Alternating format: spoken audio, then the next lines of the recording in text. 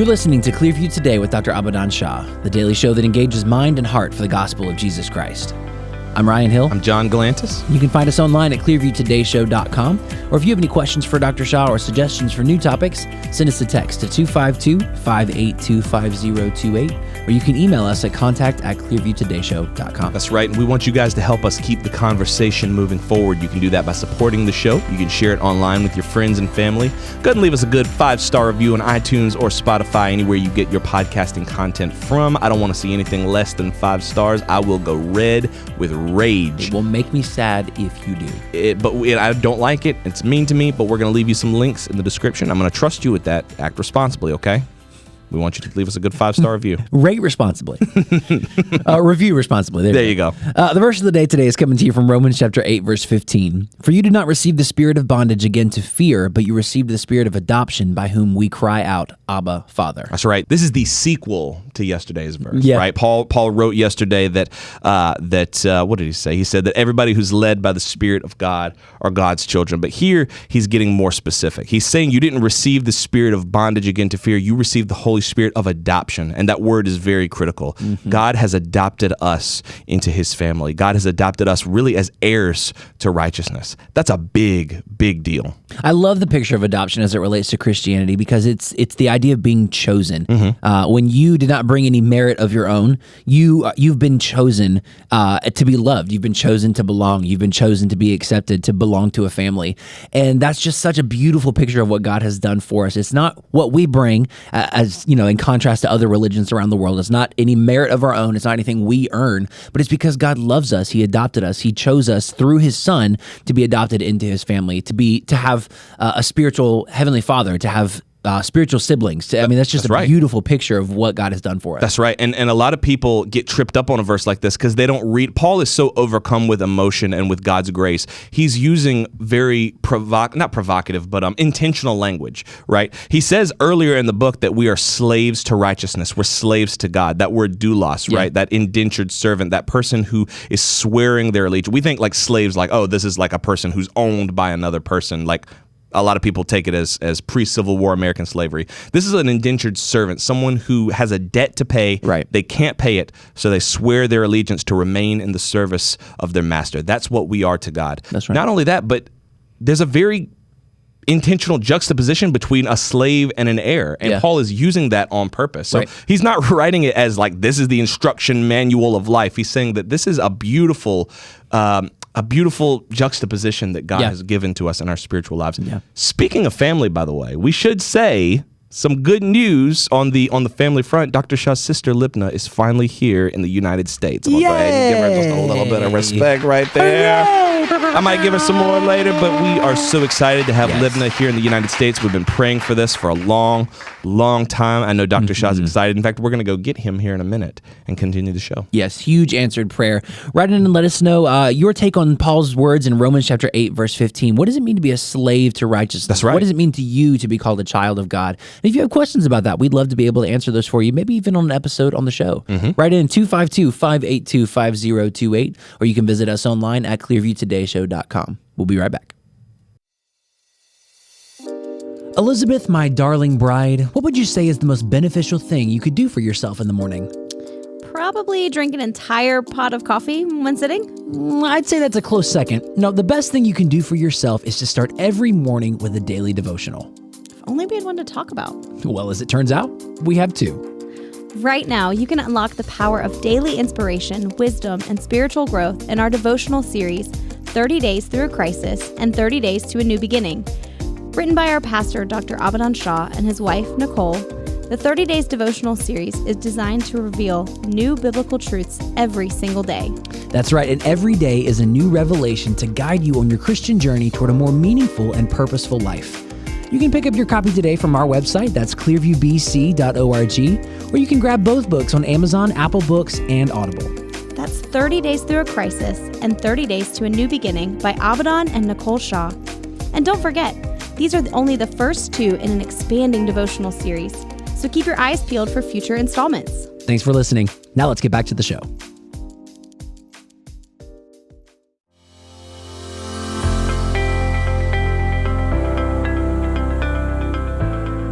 Welcome back to Clearview Today with Dr. Abadan Shah, the daily show that engages mind and heart for the gospel of Jesus Christ.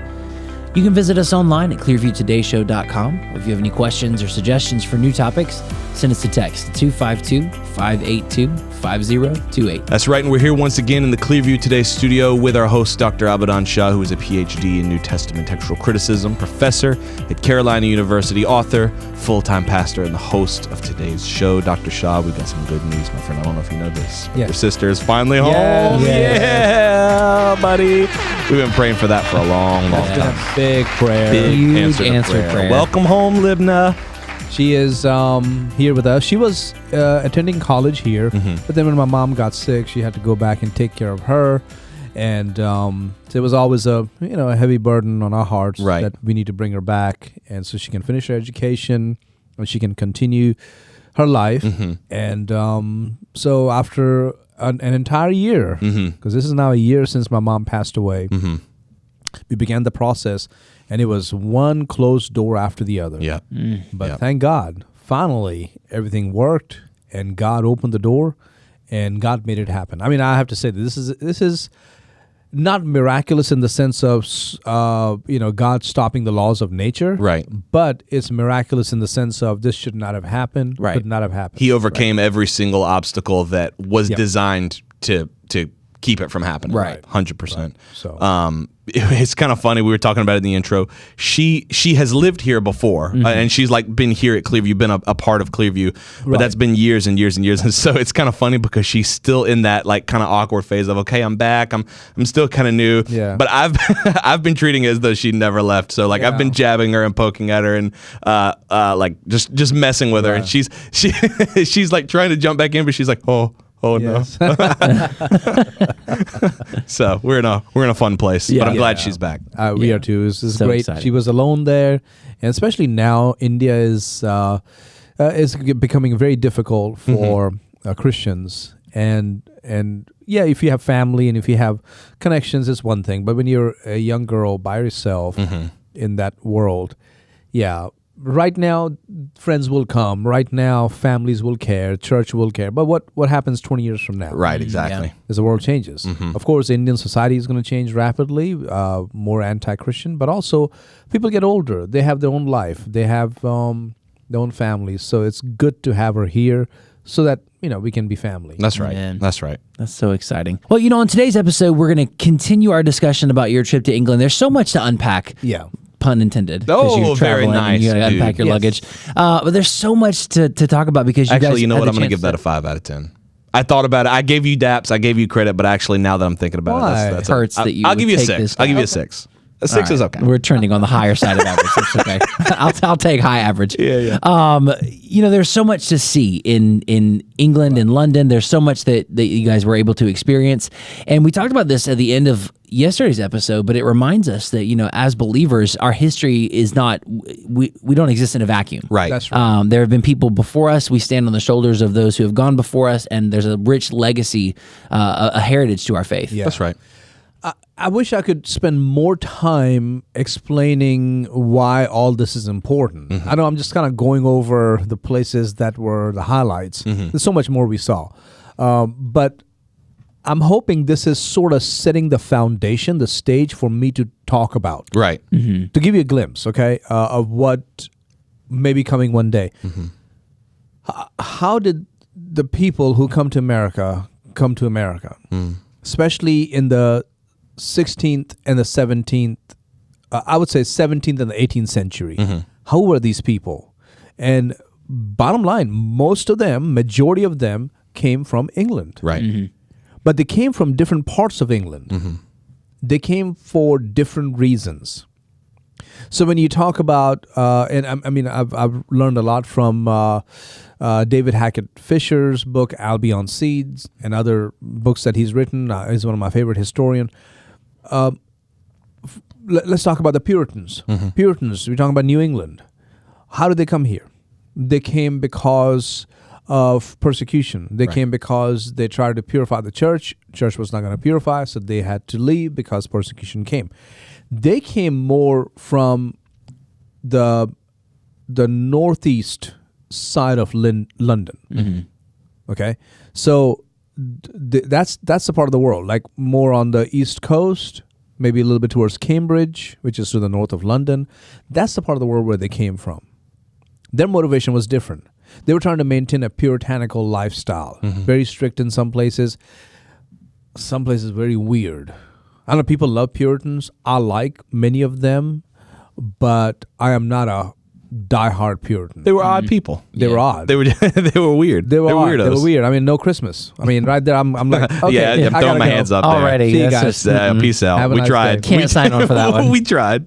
Or shaming people who have sinned. Hmm. You know, yeah. I mean, really horribly shaming, like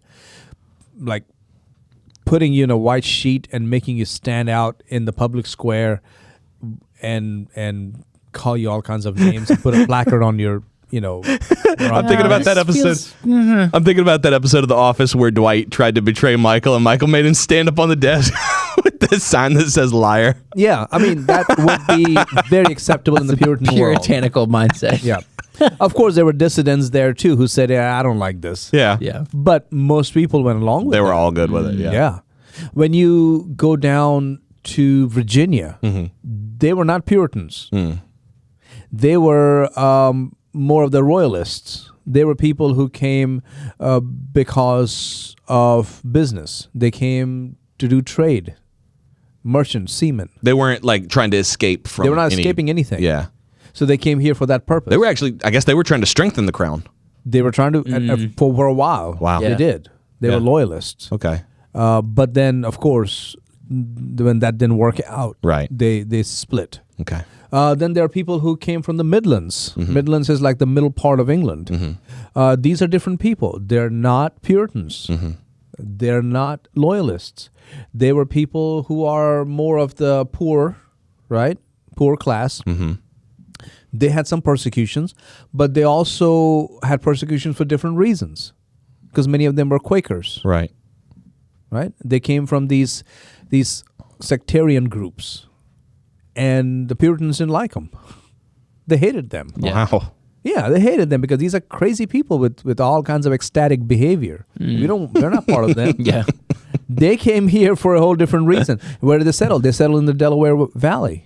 So New Jersey, Pennsylvania, these are the people who came from the Midlands. So all these people who are settling in the colonies are coming from very different backgrounds. They're still English, Still English. but they're coming from different backgrounds. And so that kind of affects the way that those areas of the East Coast develop over Yeah. time. Oh yeah. Or the colonies developed. over That's time. what I mean. Yeah. Yeah. Yeah. But then when you get into Appalachia, you're talking about, like our Highlanders, Right. Southern Highlanders. Right. They were not Puritans. Absolutely not. They were not loyalists. They were not Midlanders. They were people who lived on the border of Scotland and England, or Scotland and Ireland. Don't call them Scotch-Irish. They don't like that. No. People do that all the time. Like even Nicole was saying, like, I think I'm Scotch-Irish. I'm like, I don't think they like. I don't think that's whatever what you they want to call want. Yeah. yourself. That's your problem. Yeah, but they don't like that. They did not like that. Homie Today don't everybody play. calls themselves that. It's like I'm Scotch. What they're saying is I'm a little Scotch and Scottish and a little Irish. Right. But that's not Scotch-Irish. No. So they came from that, and they are very different.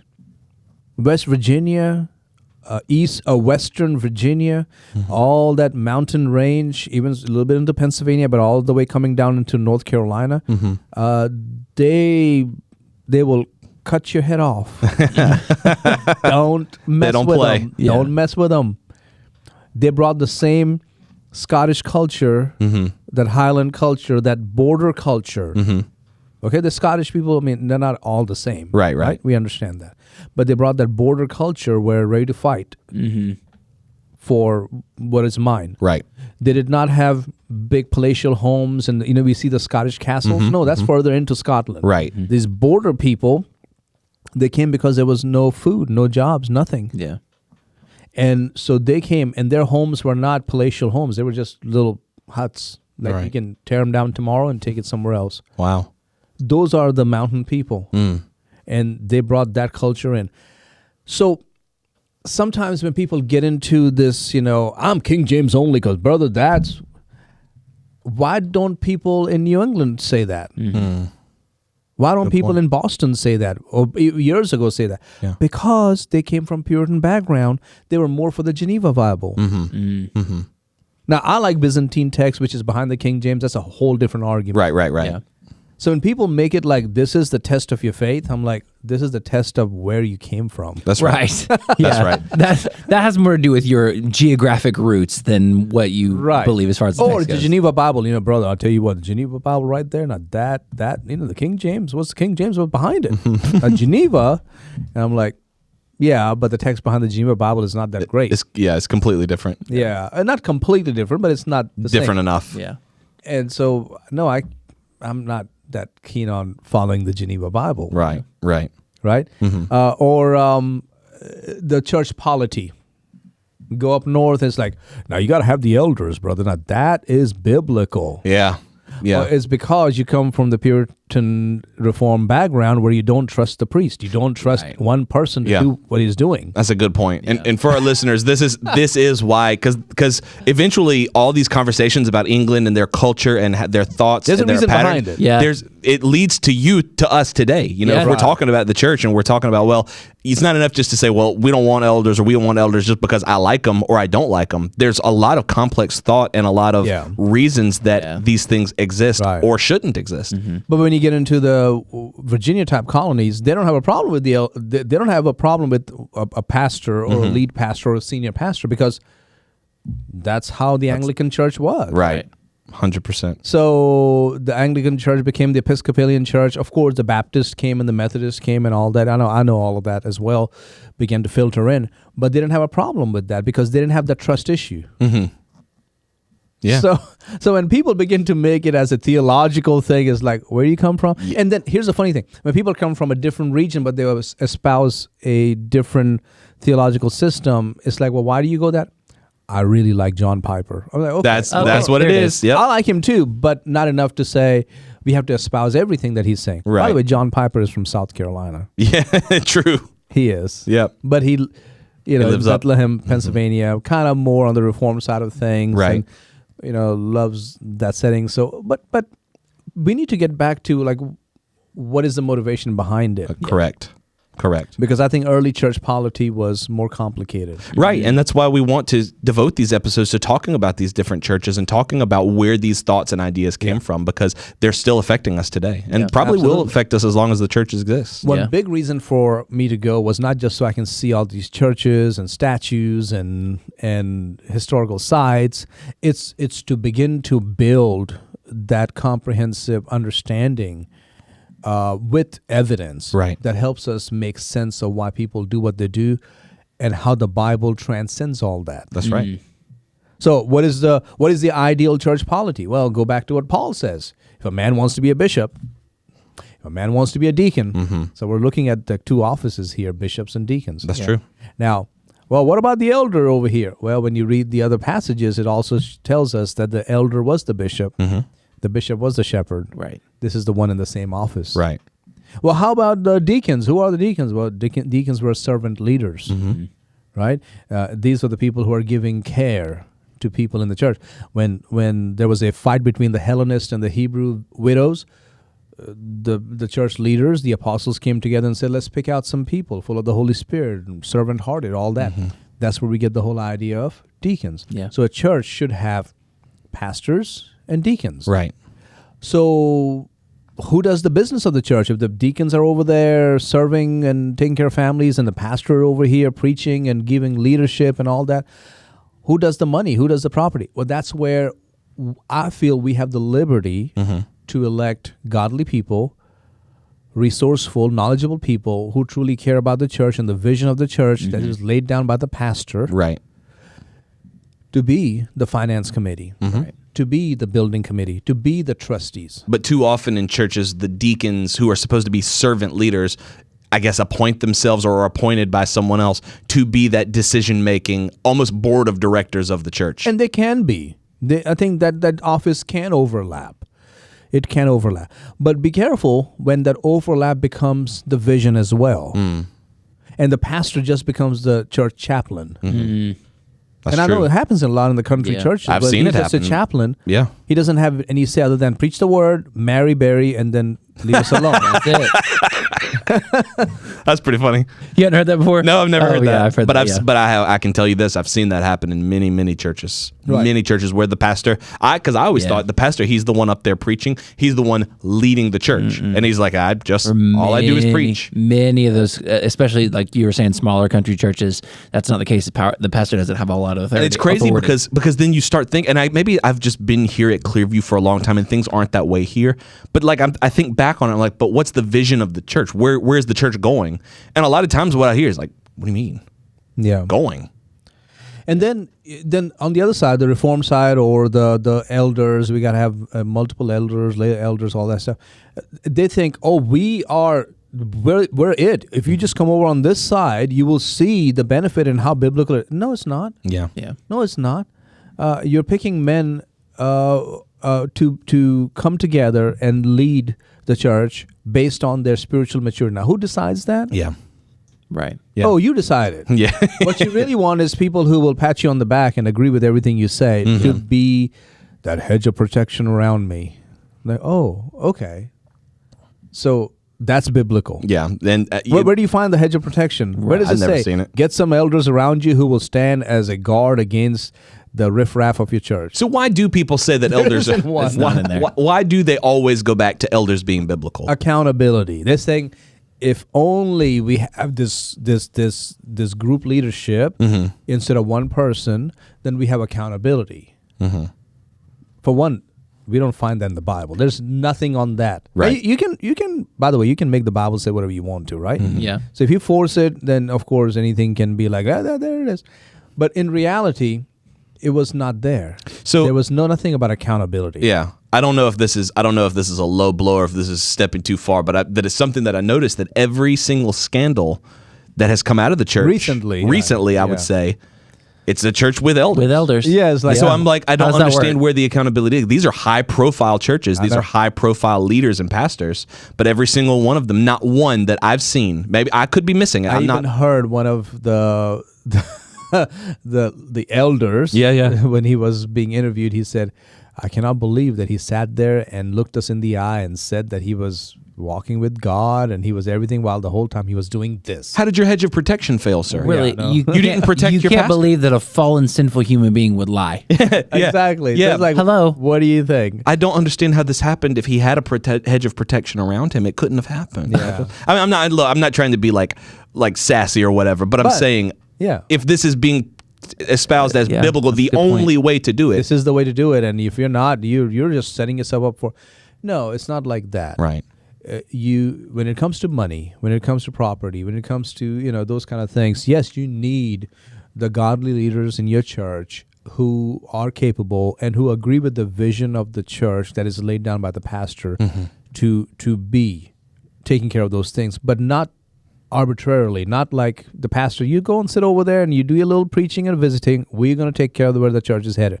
That's not how it works. Right. The pastor does give the leadership, the vision of the church, but he trusts these people to handle the money, to handle the property, to handle the building.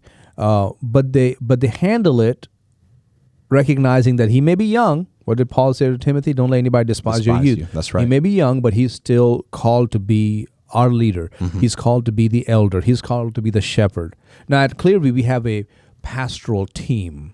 So yes, I'm the senior pastor, but this is my team. Right. They represent me.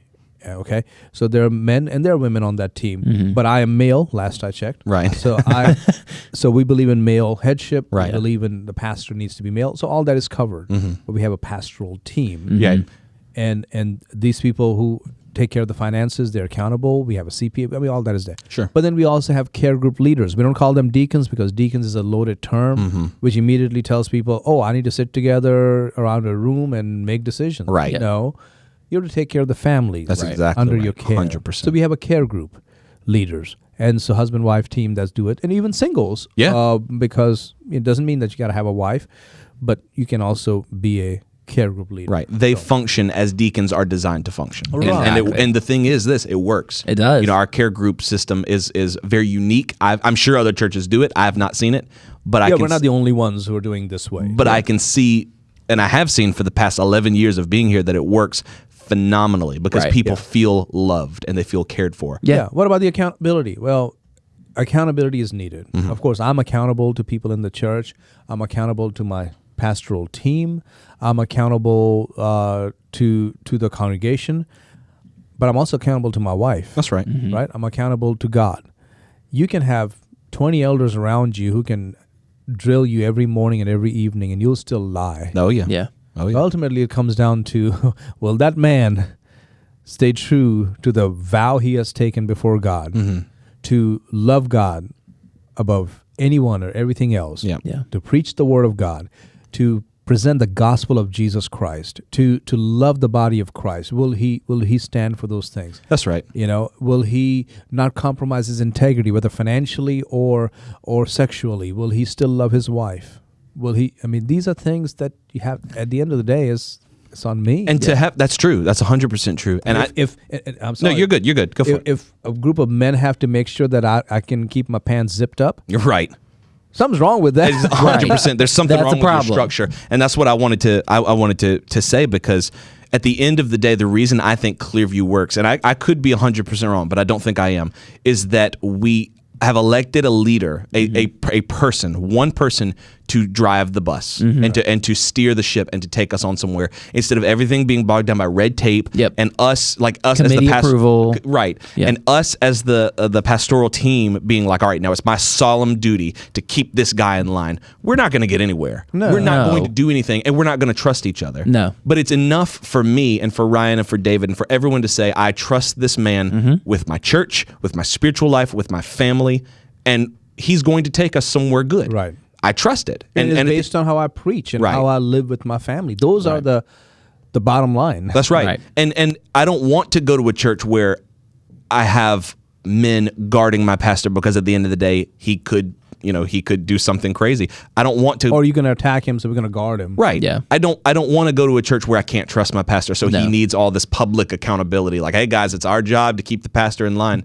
I don't want to follow that guy. Yeah. No. Like, what does he do when you don't keep him Right. in line? It makes it feel like a ticking I time want to bomb. follow someone strong and with integrity. Exactly. And again, re-emphasize. I know we said that before, but if you're just tuning in, financially or our building, all that, we have committees That's right. that are responsible for that. Right. That's right. But they are responsible not in the sense of we'll handle this. You just no. Is responsible in the sense of yes, we are. Yes, we're godly. Yes, we love the church. Yes, we are capable. But we also agree with the vision that the pastor has. Yeah. Yeah. If there is a dissonance there, if there is a detachment there or distance there, it's not going to work. That's right. I don't care whether you have elder system or you have pastor deacon system or I don't know, be a pope. I mean, it's not gonna work. Yeah. And I think that sets Clearview up for an unprecedented level of collaboration and cooperation Yeah. because we trust you as our leader. It enables us to work together without having to be like, okay, well, we better watch out for, or be able to look over your back for this. It enables us to truly function together as a family, with you as our pastor being the one who is in charge of us. That's the way that it should be. It's That's the the way way it's- that we see it in the Bible. That's the way it's intended to operate. By the way, also to add, that's how the early church had it. Right. 100%. Exactly. And it when you- worked. Yeah, when you look at the early church, and I have people argue about how the early church did it and how the elders. I'm like, you're making up stuff. That's Right. true. It's not there. There's no Things zero you're New saying Testament evidence. are I do not have books and true. resources, very up to date, very thoroughly researched, and guess what? That was not the system. Yeah. That's right. You may want This to check your facts. plurality of elders leading. That was not how it is. Check your facts because they're coming from the Book of Second Opinions. There you go. Hold on. Oh, I don't have a but I gotta get Give one. something. Give me something. Give me something. Oh wow! There you go. Wow. I gotta update this thing. I'll take Going it. back to London, I mean, we already took up like 25 minutes. Yeah, I know. But we're going to quickly finish this so we can do one more episode All right, let's on do it. this. Let's do it. So when we left St. Paul's Cathedral yesterday, which was Monday night, Monday evening, then our next step was, okay, I told Nicola, we're leaving tomorrow morning, but I still have to go by Bun Hill Cemetery. Bun Hill Cemetery is where John Bunyan is buried. Nothing to do with his name, okay? This is where William Blake is buried. This is where Daniel Defoe is buried. This is where Susanna Wesley is buried. Wow. This is where John Gill, very Calvinistic reform, but amazing theologian, is buried. I have to go there. Yeah. And she's like, oh. She's tired.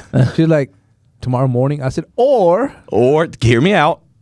And Wesley's grave is across the street from Bun Hill Cemetery.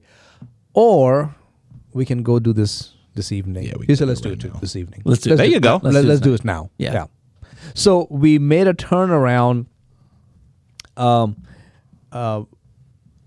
St. Paul's Cathedral. In the backyard was John Donne's statue. I Nice. love John Donne. John Donne was a poet. John Donne was Anglican. Had a wanton lifestyle. Was not a follower of Jesus Christ. He was actually very, how do I say this? Very, very, very ladies' man. Really? Oh. Womanizer. Oh yeah, he was a womanizer. Huh.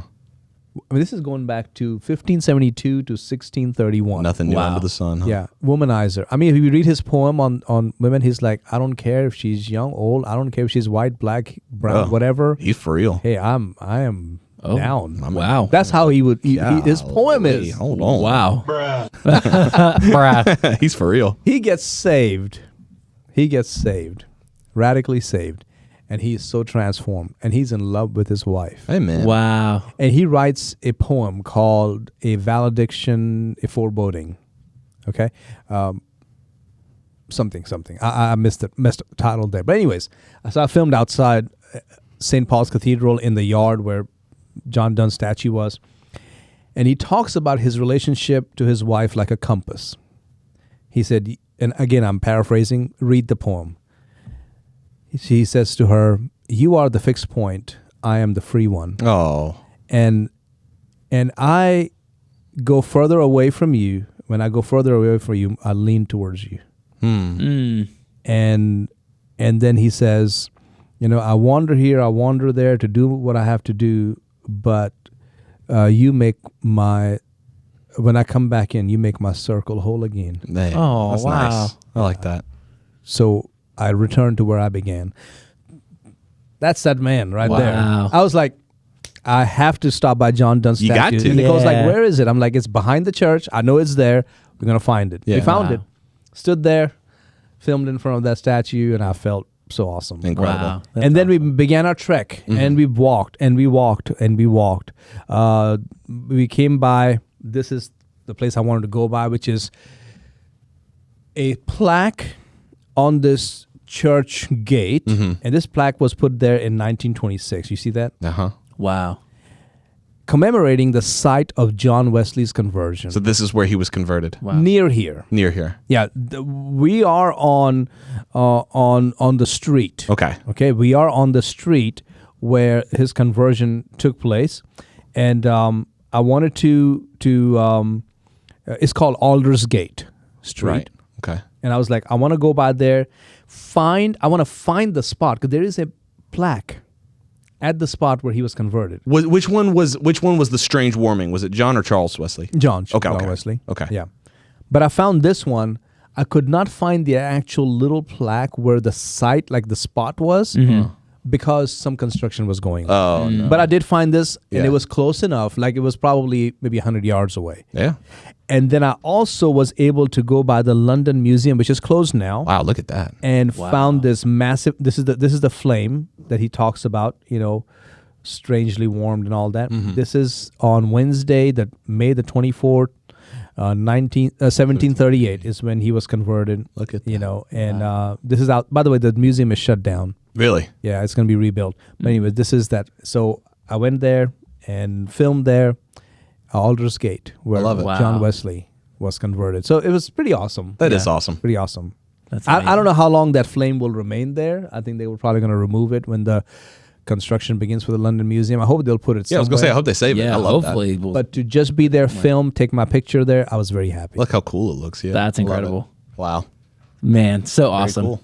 If you guys enjoyed today's episode, write in and let us know, 252-582-5028, or you can visit us online at clearviewtodayshow.com. Don't forget you can partner with us financially on that same website. Scroll to the bottom, click that donate button, and let us know it's coming from our Clearview Today Show family. Lots of great content coming your way. Make sure you guys tune in tomorrow. We love you guys. We'll see you tomorrow on Clearview Today.